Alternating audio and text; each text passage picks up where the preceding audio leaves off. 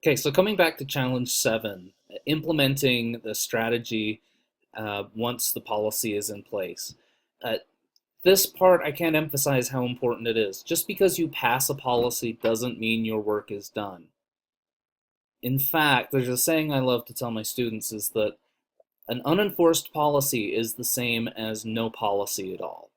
So make sure that just because it's passed, that it actually gets follow through.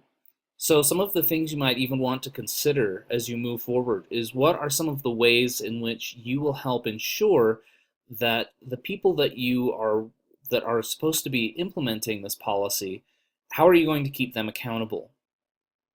Um, how are you going to make sure that the leaders are focused on it? How are you going to make sure that the participants understand what their new roles are and what kinds of changes are coming?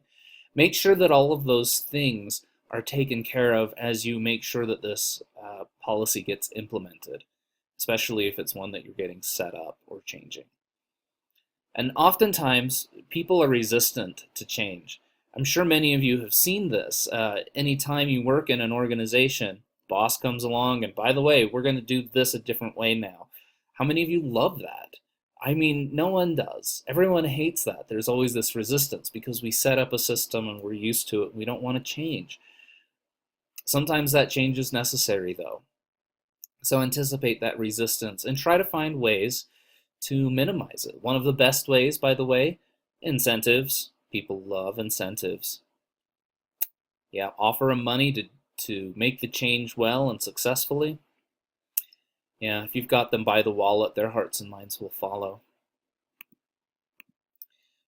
Your next part of challenge 7, some pitfalls. Be sure that you establish protocol and trainings. Create new resources. This is what I was talking about with having incentives, and then forming a watchdog group to put pressure on decision makers in order to oversee implementation. Again, an unenforced policy is the same as no policy.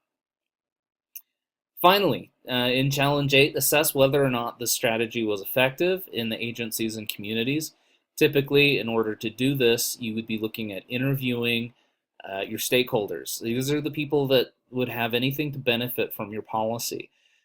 This would be, the business leaders, again, the local religious leaders, anyone that has a position of power or authority or stands to benefit significantly within a community or an agency. Develop a survey to measure satisfaction is one way. You can do qualitative interviews, focus groups.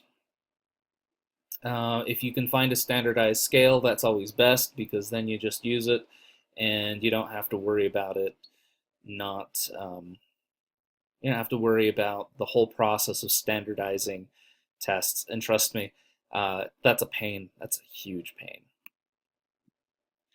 So some of the things that you can measure, subjective perceptions about the utility of the policy, whether or not it was cost effective, challenges for implementation, and what did you learn from all of this, and the degree to which the policy is accomplishing the intended outcomes. So it will be very important as well that you make sure that you get this information on a regular basis. In fact, if you are creating a new policy, keep this end in mind. Many times people are going to want to expect some sort of measurable accountability results based on the changes that have been done. So be sure to collect data as you go. Like, don't wait until it's all over. Like, collect it as you go from beginning to end. Document everything.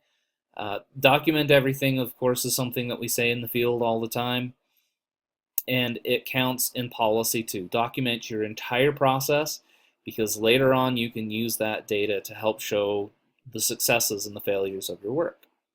And that's all good. Okay, so that covers it for the Chapter 5 and meso-level practice.